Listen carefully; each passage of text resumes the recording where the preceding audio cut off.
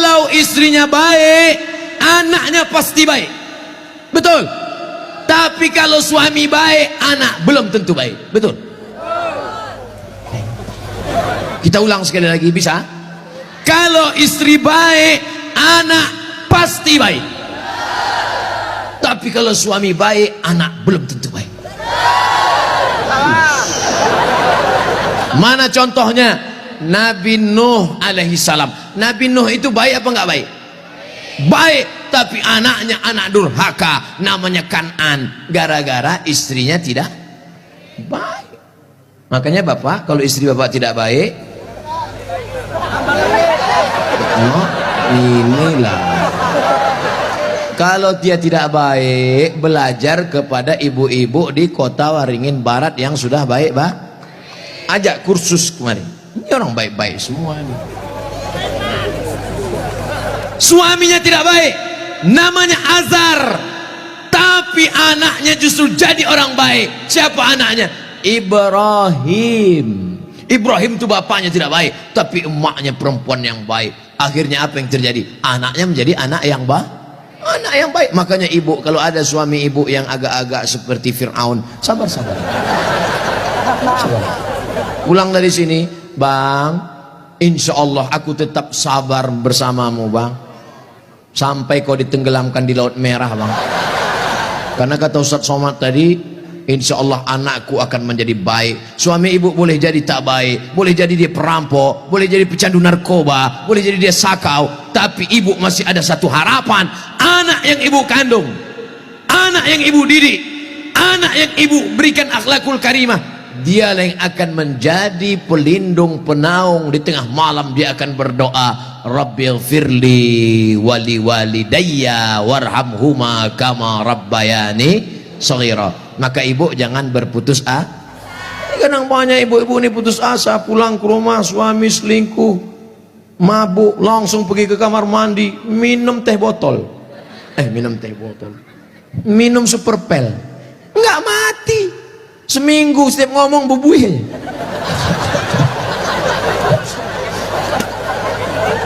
Ibu harus tegar, ibu harus kuat, ibu ada harapan. Harapan ibu siapa? Anakku akan jadi polisi, amin.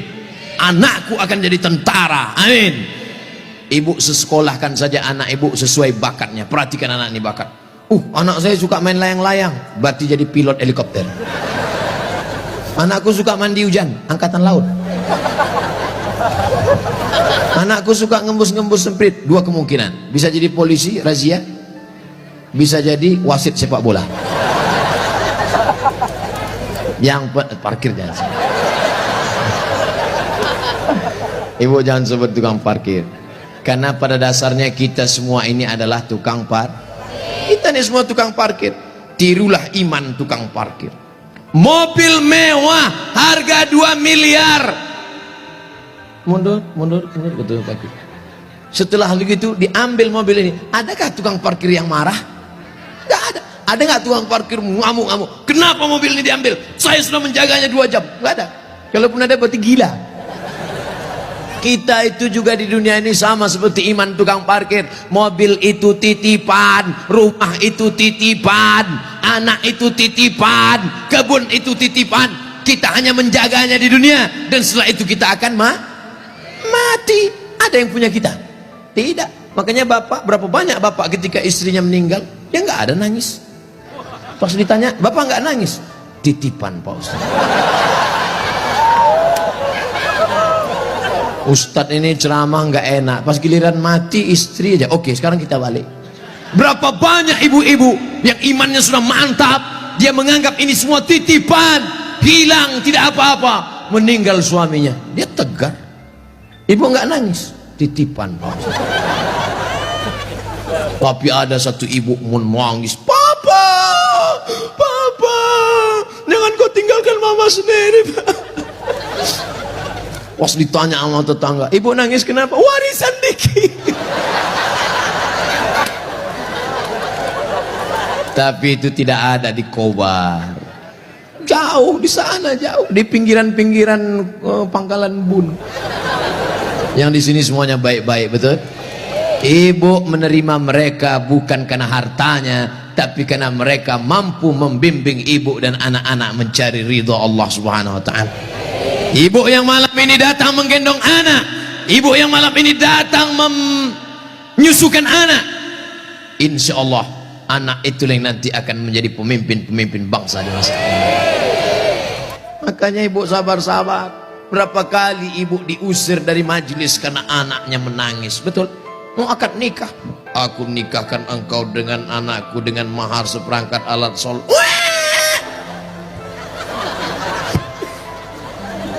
Berapa kali di majelis kematian ibu diusir, betul? Ada orang kaya meninggal, datang anaknya, mantunya, cucunya pakai baju hitam semua. Nama kelompoknya Men in Black. Sudah siap-siap mau menangis bersandiwara. 1, 2, 3. Rupanya anak ibu lebih kuat lagi nangisnya. Akhirnya tuan rumah marah, pergi pulang bawa anak. Berapa banyak ibu yang malu di depan orang banyak karena anaknya ingin naik mobil tetangga yang lebih mewah, lebih mahal. Tapi hari ini kesedihan ibu terbayar karena anak ibu adalah anak-anak yang soleh. Siapa yang lebih berbahagia, ibu apa bapak? Kan ibu bisa ngandung karena mereka kan. Sekarang saya tanya, siapa yang paling berbahagia, ibu atau bapak? Mereka tetap bertahan, Pak. Bapak Ibu yang dimuliakan Allah Subhanahu wa taala, siap menjaga persatuan? Jaga persatuan, karena negeri yang kita bangun dengan indah ini akan jadi hancur berkeping kalau tidak ada persatuan dan kesatuan, betul? Maka persatuan ini sama seperti tiang gawang. Kok Ustaz tiba-tiba ingat tiang gawang? Itu tiang gawang, itu tiang gawang. Ibu jaga gawang, jangan sampai kebobolan. Bapak striker, penyerang. Papa, silakan kau pergi sejauh mata memandang, tapi di hari petang kau harus membawa uang. Untuk apa? Untuk anak-anak kita, supaya dia tidak makan riba, makan haram. Striker tidak pernah diejek oleh kiper. Kiper tidak pernah marah-marah. Apa kata kiper? Hei striker, kok enak aja di sana, tolong gantian kau jaga sini. Tidak ada, karena mereka sudah siap bagi-bagi bagi tugas. Ceramah di tanah lapang, Ustaz Somad. Ceramah di stadion, Ustaz Somad. Ceramah di TV, Ustaz Somad. Ceramah di YouTube, Ustaz Somad. Tapi yang ngajar di pesantren, yang ngajar di ma'had, yang ngajar di sekolah, para habaib dan ulama, kami udah bagi-bagi tugas. Makanya Habib ulama nggak pernah ngaji. Apa itu Somad itu? Ceramahnya di lapangan aja. Apa itu Abu Somad itu? Ceramahi ibu-ibu aja. Ustaz gatal. Kan kita udah bagi-bagi tadi. Makanya nonton jangan sepotong-sepotong. Kesana 45 menit, kesini 45 menit, belum, sebentar lagi habis. Masya Allah, tabarakallah, masih lama rupanya. Saudara yang dimuliakan Allah Subhanahu wa taala, di tempat laki-laki Abdul Somad bicara 3, bersama jaga persatuan kesatuan. Yang kedua, ramaikan masjid dengan sholat berjamaah. Yang ketiga, makmurkan masjid dengan belajar agama, fikih, hadis, tafsir. Siap mengamalkan yang 3? Yang perempuan, yang pertama, ibu jangan sedih, ibu jangan depresi, hadapi masa depan. Didik anak-anak menjadi anak-anak yang soleh dan solihah. Ada pondok pesantren di Kobar. Tamat SD. Sebelum SD jangan sedih, kasihan. Ingusnya 12. Kalau 11 itu biasa, bengkok. Belum sampai hati.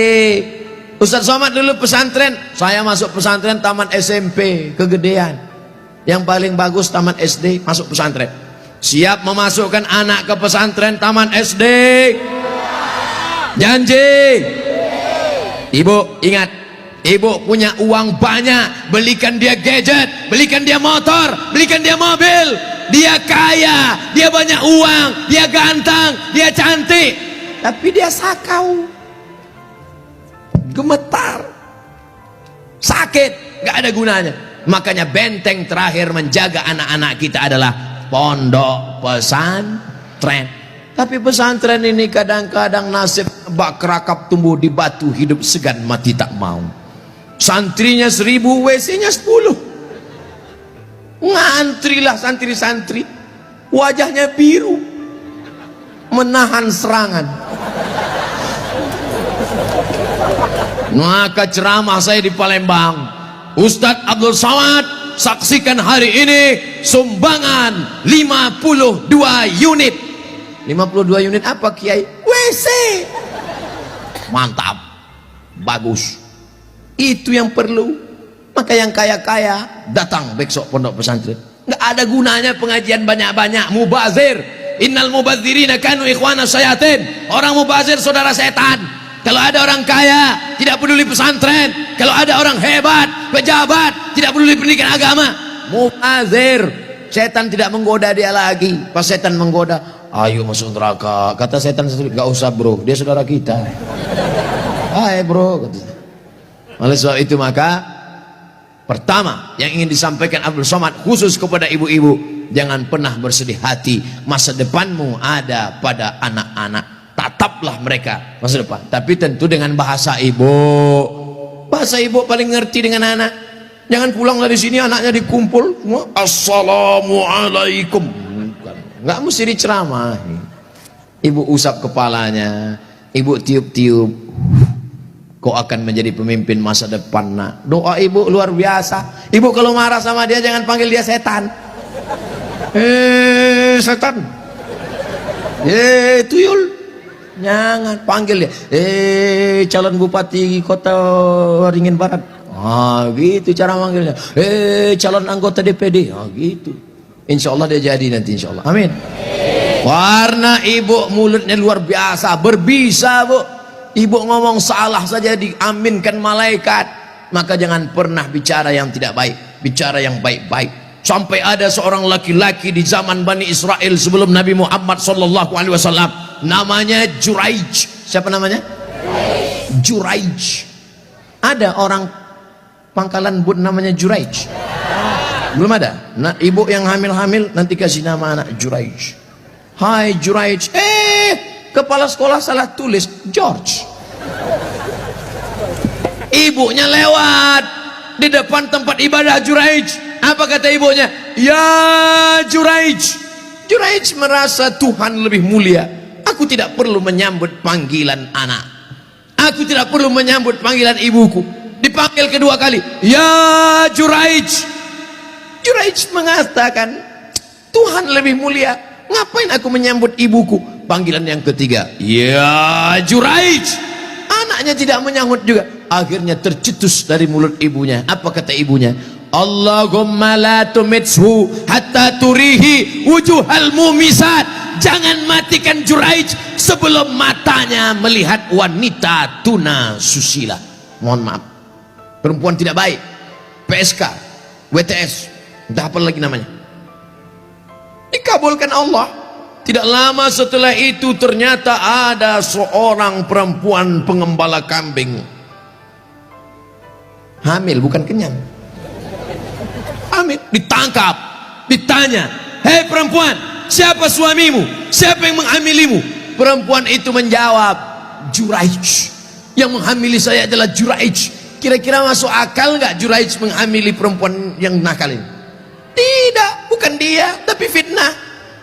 Dipertemukan Juraij dengan perempuan nakal. Rupanya Allah hanya ingin mengabulkan doa si ibu. Kata si ibu, jangan matikan Juraij sebelum matanya melihat wanita tuna. Akhirnya matanya memang betul-betul melihat wanita tuna susila. Melihat, padahal tidak mungkin ahli ibadah ketemu dengan wanita tuna susila. Kalau Satpol PP ketemu wanita susila memang bisa. Razia maksudnya. Mohon maaf Pak Satpol PP. Ini Juraij, orang soleh. Akhirnya ketemu, mengaku, siapa yang menghamilmu? Ini Juraij.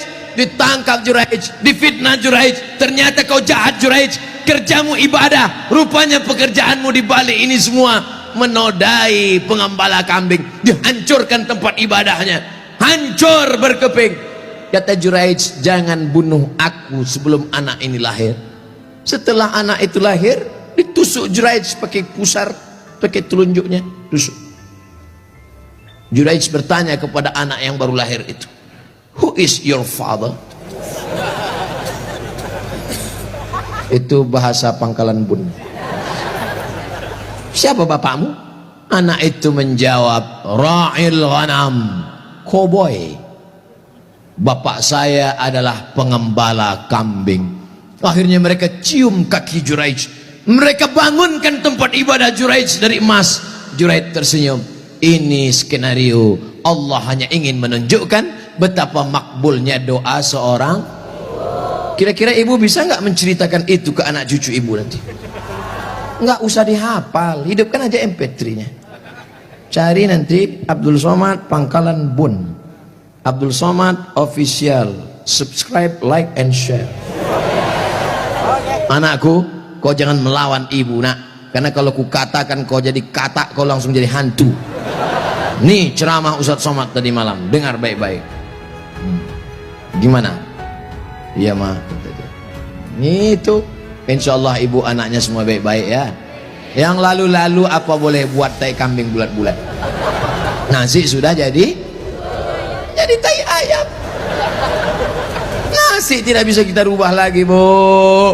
Tapi yang akan datang kita perbaiki. Cucu-cucu yang sudah lahir, sudah besar, nggak bisa lagi. Tapi ibu punya anak perempuan, kasih tahu sama anak perempuan ibu, kamu kalau hamil banyak-banyak baca sholawat. Kalau hamil kata kiai, kata Habib, banyak-banyak baca surat Yusuf nak. Tapi dia salah sangka, disangkanya kalau baca surat Yusuf anaknya ganteng macam Nabi Yusuf.